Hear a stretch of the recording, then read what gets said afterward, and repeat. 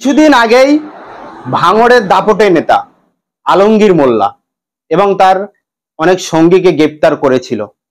তারপরেই ভাঙড়ে খুন হয়ে গেল রাজ্জাক খাঁ। এই ছাড়া পেল আলমগীর মোল্লা এবং তার একাধিক সঙ্গী। জেল থেকে বার হয়ে সাংবাদিকের সামনে সর্বপ্রথম বললেন যে রাজ্জাক খাঁ খুন হয়েছে, সেই নিহতর বাড়ি আমি প্রথম যাব, তারপরে সেখান থেকে বাড়িতে ফিরব যদি দল পারমিশন দেয়। তাহলে কি এটাই সমঝোতা আইএসএফ এর? এতদিন পর জেল থেকে ফিরলেন, বাড়িতে না গিয়ে সেই নেতার বাড়ি যাওয়ার আবদার করলেন। এই বিষয়ে আমরা সরাসরি কথা বলে নেব আইএসএফ এর দাপটে নেতা কুতুবুদ্দিন হক ফাতেহি। তিনি কি বললেন শোনাবো আপনাদের। ঠিকই করে নিয়েছিলাম যে জেল থেকে সর্বপ্রথম আমি রেজ্জাক খানের বাড়িতে যাব। আমার শুধু দল অনুমতি দিলে, এখনো জেলে দাঁড়িয়ে আছি, আমি রেজ্জাক খার বাড়ি থেকে আমি আমার নিজের বাড়ি যাব। রাজ্জাক খাঁ খুন হয়েছিল, আলমগীর মোল্লা এবং তার সঙ্গীরা জেল থেকে বার হয়ে তারা মিডিয়ার সামনে বলে যে আজকের সর্বপ্রথম সেই নেতার বাড়িতে যাব, তারপরে আমরা বাড়িতে ঢুকবো যদি পার্টি পারমিশন দেয়। তারা একটা রাজনৈতিক দলের সদস্য, রাজনৈতিক দলের সদস্য হিসেবে যে বক্তব্য দিয়েছেন অতি সত্য এবং অতি সঠিক। আমি যখন কোনো রাজনৈতিক দলের সদস্য হব, সেই রাজনৈতিক দলের মতামত ছাড়া আমরা তো চলতে পারি না। রাজনৈতিক দলকে পারমিশন নিয়েই তারপরে তারা সেখানে যাবেন, এটা বলেছেন, এটা ঠিকই বলেছেন। তবে তিনি যে যাওয়ার আগ্রহ দেখিয়েছেন, এই যাওয়ার আগ্রহটা ইতিপূর্বে ভাঙড় বিধানসভার বিধায়ক তিনি বারবার বলেছেন, বারবার যাওয়ার কথা বলেছেন, যাওয়ার চেষ্টা করেছেন, আগামী দিনও যাবেন এবং সেখানকার নেতৃত্ব যারা আছে তাদের সঙ্গে কথাবার্তা চলছে, আলাপ আলোচনা চলছে। তবে অনেক বিষয়ে বাধ্যবাধকতা থাকে, অনেক বিষয়ে সমস্যা থাকে, অনেক আলোচনার ব্যাপার থাকে। আমাদের বিধায়ক পীরজাদা নওশাদ সিদ্দিকী এবং বিশেষ করে দলের চেয়ারম্যান, এরা প্রত্যেকেই সারা বাংলার মানুষের জন্য, বাংলার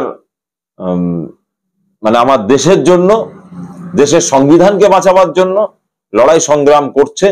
সে যেখানেই, মা বোন থেকে শুরু করে, ছাত্র যুব থেকে শুরু করে, কৃষক থেকে শুরু করে, যেখানেই যে বিপদে পড়বে তার পাশে নওশাদ সিদ্দিকী এবং তার দল আছে। কিছুদিন আগেই ভাঙড়ের রাজ্জাক খাঁ খুন হলো, তার আগেই ওয়াকফ বিল নিয়ে আন্দোলন ডেকেছিল শিয়ালদায় নওশাদ সিদ্দিকী।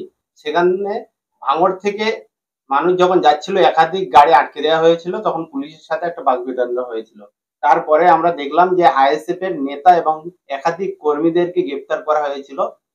আইএসএফ এর নেতা আলমগীরকেও গ্রেপ্তার করা হয়েছিল, আজকে জামিন পেল আইএসএফ নেতা সহ আরো অনেক কর্মী। কি বলবেন এই বিষয়ে?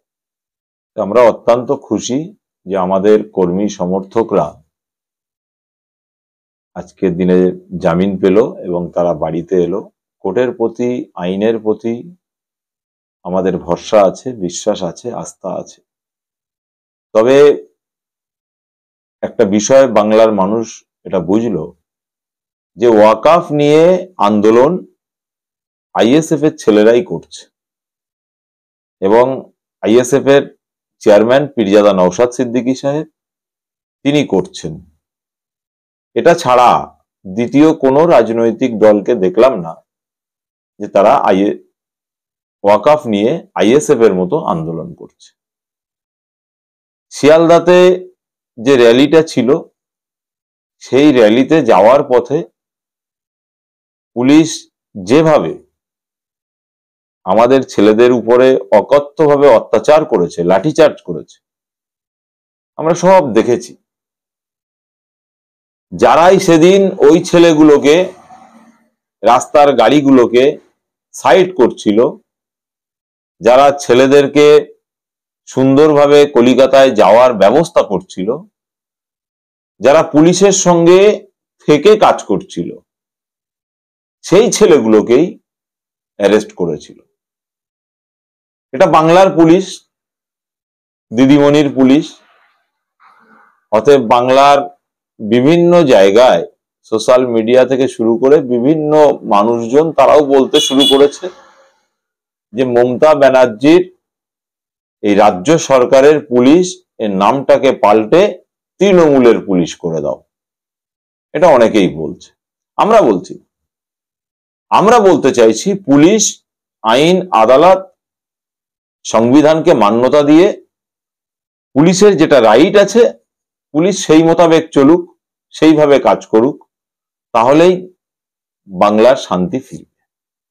পুলিশ যদি দলদাসে পরিণত হয়ে যায়, কারোর কোনো ব্যক্তির আঙুল হিলানিতে চলে, তাহলেই সমাজ ব্যবস্থারও ক্ষতি, আইন ব্যবস্থারও ক্ষতি, এবং মিথ্যা মামলায় যে নিরীহ ছেলেগুলোকে ফাঁসানো হচ্ছে, মিথ্যা কেসে যে নিরীহ ছেলেগুলোকে জেলের মধ্যে আটকে রেখে, আজকের ভাবুন তো কতগুলো দিন চলে গেল, এই এতগুলো দিন সেই ছেলেগুলো জেলের মধ্যে ছিল, তাদের ফ্যামিলিগুলো কেমন ভাবে চললো, তাদের বাচ্চাগুলো কি খেলো, একবারও কি ওই সমস্ত পুলিশ অফিসারগুলো খোঁজ নিয়েছেন, দেখেছেন? দেখেননি। তবে মিথ্যা কেস, জেলবন্দি এবং যাই কিছু বলেন না কেন, আইএসএফ এর কর্মী সমর্থকরা ন্যায় নীতির উপরে দাঁড়িয়ে থেকে আন্দোলন করছে, সেটা নওশাদ সিদ্দিকী ভাইয়ের নেতৃত্বে, এবং ওয়াকাফ থেকে শুরু করে প্রত্যেকটা বিষয়ে যে ন্যায় নীতির উপরে আন্দোলন চলছে, চালিয়ে যাচ্ছে, আজকের সারা বাংলার মানুষ এটা দেখছে, এটা ফলো করছে। সেই জায়গায় দাঁড়িয়ে আইএসএফ কে রুখে দেওয়ার জন্য, আইএসএফ কে তুলে দেওয়ার জন্য, আইএসএফ কে বন্ধ করে দেওয়ার জন্য অনেকে অনেক রকম চক্রান্ত করছে, তবে সমস্ত চক্রান্ত ব্যর্থ হবে।